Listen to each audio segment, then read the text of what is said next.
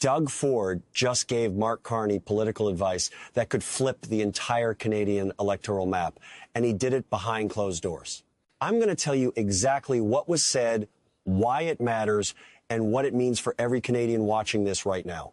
We are right in the middle of something that feels like a political chess match playing out in real time. The Globe and Mail dropped a bombshell this week, citing 3 separate sources who confirmed that Ontario Premier Doug Ford, a Conservative, by the way, privately advised Liberal Prime Minister Mark Carney to call a snap election. Not once, multiple times, in person and over the phone. And the most explosive conversation happened at the First Minister's meeting in Ottawa on January 29th, where Canada's 13 premiers sat in a room together with the Prime Minister. Now, here's what I want you to understand before anything else. Doug Ford is not a Liberal. He has never endorsed the federal Liberals. He ran his own provincial campaign last year on a Team Canada platform, won a 3rd consecutive majority government, and he did it specifically by saying Ontario needed a strong mandate to deal with Donald Trump. Sound familiar? Because that's almost word for word the argument he apparently made to Mark Carney. But here's where it gets complicated. Ford was asked directly by reporters whether he gave Carney advice about calling an election. His answer was classic Doug Ford, technically a non-denial denial. He said, and I'm paraphrasing, I don't divulge our conversations, but when you get 13 premiers in a room, politics comes up. And then he smiled. And then he said, I called my election. I'm good. That's as close to a wink as Doug Ford has ever given in public. And then, wait, it gets better. When a reporter asked Ford whether he'd given any advice to Conservative leader Pierre Poilievre, Ford laughed and said he congratulated him on winning his leadership review, an 87.4% result at a convention in Calgary. Ford's exact words, you don't win elections at conventions, you win elections across the country. He said it with a grin. The reporters were laughing. Nobody missed what he meant. So let's set the stage here. Ford is openly, publicly, through the cracks of every answer he gives, signaling that he has no faith in Poilievre. And he's having private conversations with the Liberal Prime Minister about calling one. Now, is that political betrayal? Is it strategic pragmatism? Or is it something smarter than either of those? Here's what I think, and I want to walk you through it step by step. Ford and Carney have built what can only be described as an unlikely governing partnership over the last year. They appeared together at the Darlington Energy Complex. They met one-on-one multiple times. Ford even says publicly that he doesn't care about political stripes. He'll work with whoever is best for Ontario. But this goes deeper than a working relationship. Ford won a majority last year by running against Trump and running for Canada. Carney is now 29 percentage points ahead of Poilievre as preferred prime minister in the polls. Those two facts are directly connected. And then this happened. Carney released his new national auto strategy, a $2.3 billion program, hundreds of thousands of Canadian jobs on the line, and a plan so carefully constructed that even Doug Ford, who initially went ballistic over Chinese EV discussions, is now standing shoulder to shoulder with the Prime Minister, calling it a win for Ontario. How did that happen? And what does it tell us about whether there's actually an election coming? That's what I'm going to break down for you. Because the auto strategy isn't just economic policy. It's the political foundation of everything that happens next. Let me tell you something that almost nobody in the political press has actually explained properly. And I think when you understand it, you'll understand exactly why Doug Ford went from being furious about this auto plan to being one of its biggest champions almost overnight. Here's the headline version that's been circulating. Canada dropped the EV mandate, brought back a $5,000 rebate, and it's a big win for consumers. That's about 15% of the actual story. Here's the real story. Carney announced a 5-year, $2.3 billion EV affordability program. The rebate is up to $5,000 for battery electric vehicles and up to $2,500 for plug-in hybrids. But the rebate comes with specific conditions that most people haven't been talking about. First, the vehicle has to be priced under $50,000, but only if it's built by a country that Canada has a free trade agreement with. Second, that $50,000 cap does not apply to Canadian-made EVs and hybrids. Those get the full rebate regardless of price. Now, here's what that actually means in practice, and this is the part that kept me up last night. If you want to buy a $120,000 Tesla made in the United States, no rebate. A Ford Lightning or a Hummer EV at $70,000 plus, no rebate. An EV imported from China where we don't have a free trade agreement, no rebate. But here's what's interesting. A vehicle made in Mexico where we do have a free trade agreement priced under $50,000 that qualifies, and a vehicle actually manufactured on Canadian soil, no price cap, full rebate, no questions asked. And then this happened. While all of this was being announced, reports surfaced that the U.S. president is actively weighing whether to pull out of the USMCA entirely. If the United States exits that agreement, suddenly there's no free trade deal with America either, which means American-built EVs would also lose eligibility for the rebate. The economic illiterate decision-making coming out of Washington right now is essentially creating an incentive structure that punishes U.S.-made cars and rewards Canadian manufacturing. Not because Carney designed it that way as a punitive measure, but because the conditions Trump is creating are pushing the market in exactly that direction. But that's not even the real story. Canada recently reached a separate agreement with China to allow up to 49,000 Chinese EVs to enter the Canadian market each year at a significantly reduced tariff rate, 6.1%. Instead of 100%. At least half of those vehicles must be priced under $35,000. Now, the rebate doesn't apply to Chinese-made cars because there's no free trade agreement. But here's the long play. If a company like BYD, which is already the world's largest EV seller, which already built electric buses for the Toronto Transit Commission at a plant in Newmarket, Ontario, if BYD looks at this market and says there are 49,000 units of demand, the rebate applies if we manufacture there, and the Canadian government is actively offering investment incentives for EV manufacturers. What does BYD do? What we're learning is that BYD's new market plant only closed after Canada imposed those 100% tariffs on Chinese EVs. Before that, they were building vehicles on Canadian soil. The plant assembled TTC electric buses. Then the tariffs went up, demand dried up, and BYD shut the doors. But the buildings are still there.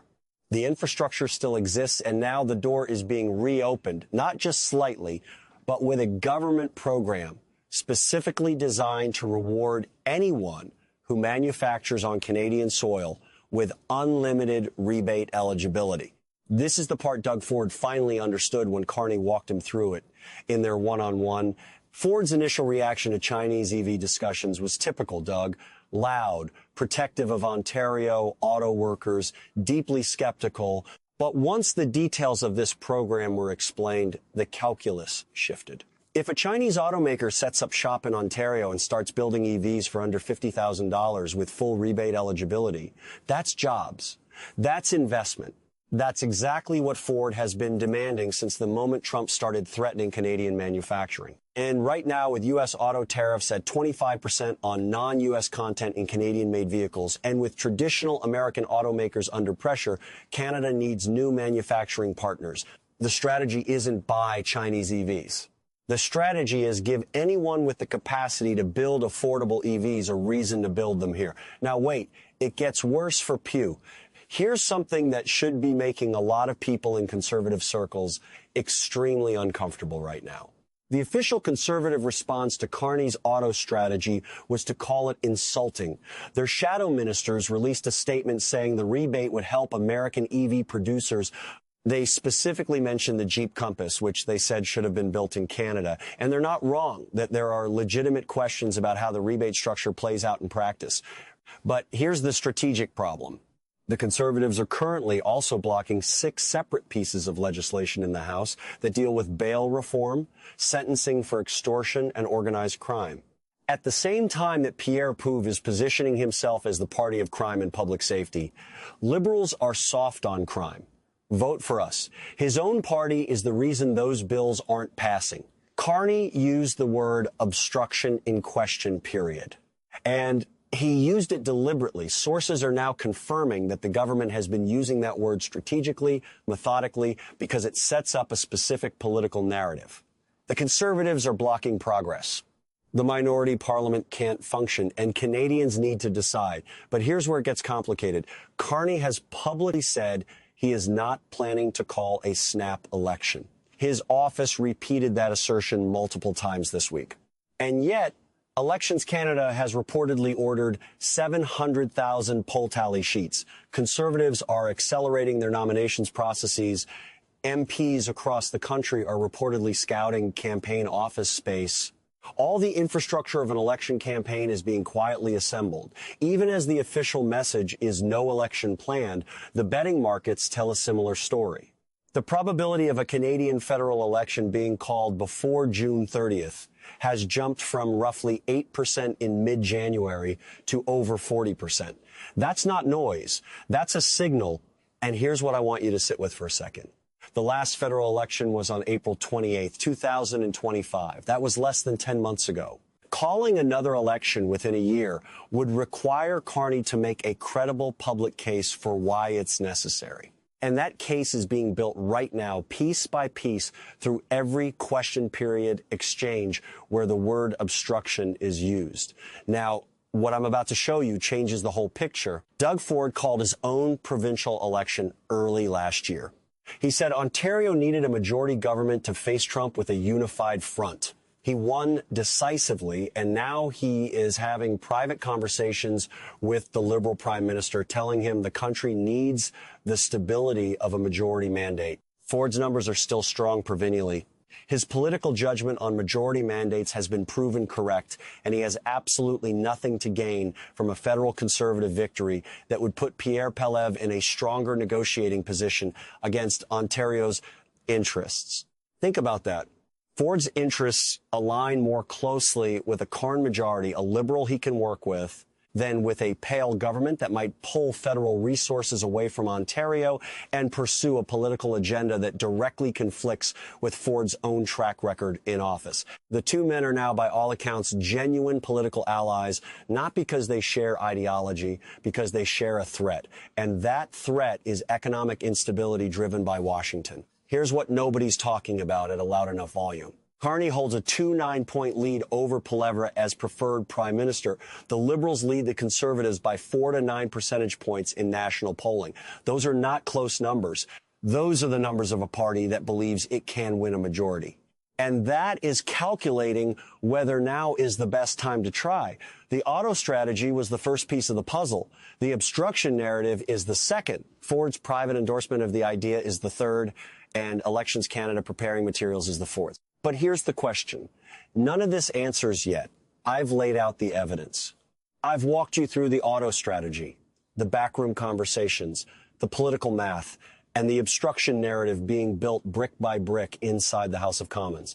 Now, let me give you my honest read on where this is all going. And I want to be upfront with you about where I'm confident and where I'm genuinely still working it out. Here's what I think is actually happening inside the Carney government right now. Carney is not a career politician. He was a central banker for over a decade, Bank of Canada, then Bank of England. He spent his professional life thinking in terms of risk management, probability distributions, and strategic positioning under uncertainty. That mindset doesn't disappear when you walk into RTO Cottage. And the fundamental structural problem he faces as prime minister is this. He has a minority government. He is 2 seats shy of a majority. Every single major piece of legislation he wants to pass depends on opposition, cooperation, opposition, abstention, or some version of both. And the Conservatives have demonstrated repeatedly, deliberately, that their political interest lies in making this government look paralyzed and ineffective. But here's where it gets complicated. The Conservatives are playing a double game right now, and it's becoming increasingly visible. On one hand, Quiver's team has made overtures about cooperation on bail reform, on crime legislation, on economic bills. On the other hand, sources confirm that 6 separate pieces of legislation dealing with precisely those issues are currently being delayed in the House. The government's use of the word obstruction in question period isn't accidental. It's being deployed with surgical precision.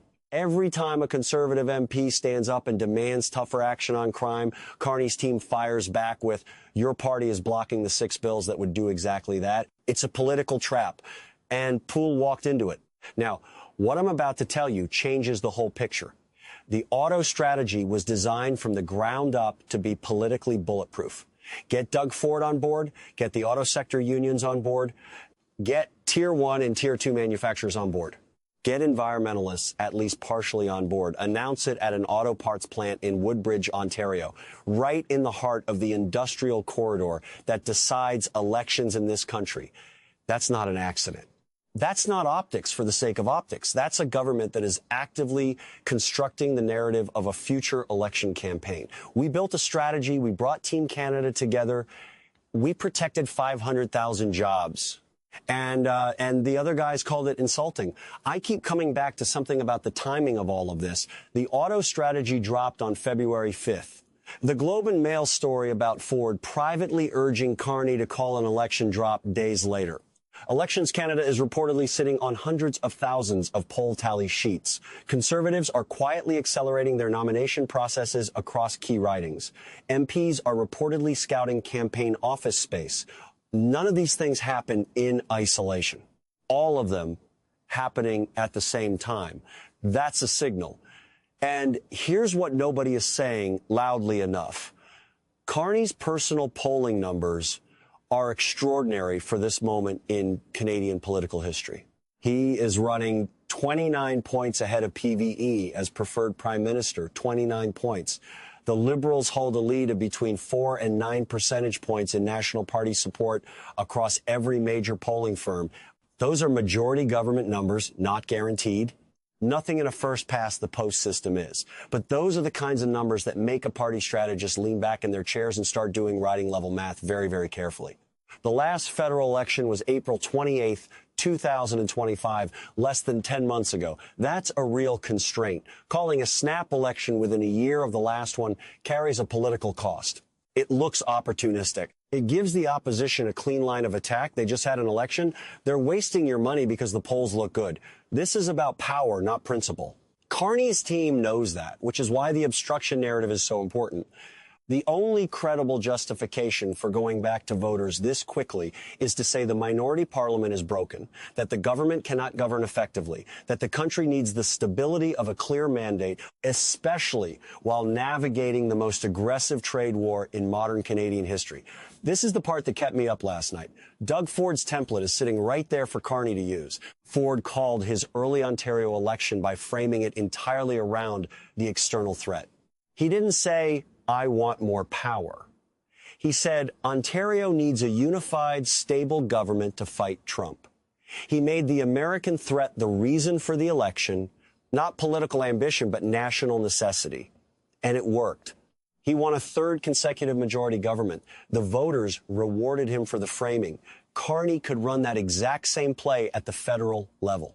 And he'd be running it from a position of strength with a popular auto strategy just announced, with Ford publicly standing beside him, with Poilievre's numbers in the basement, and with a daily news cycle dominated by Trump's economic aggression against Canada.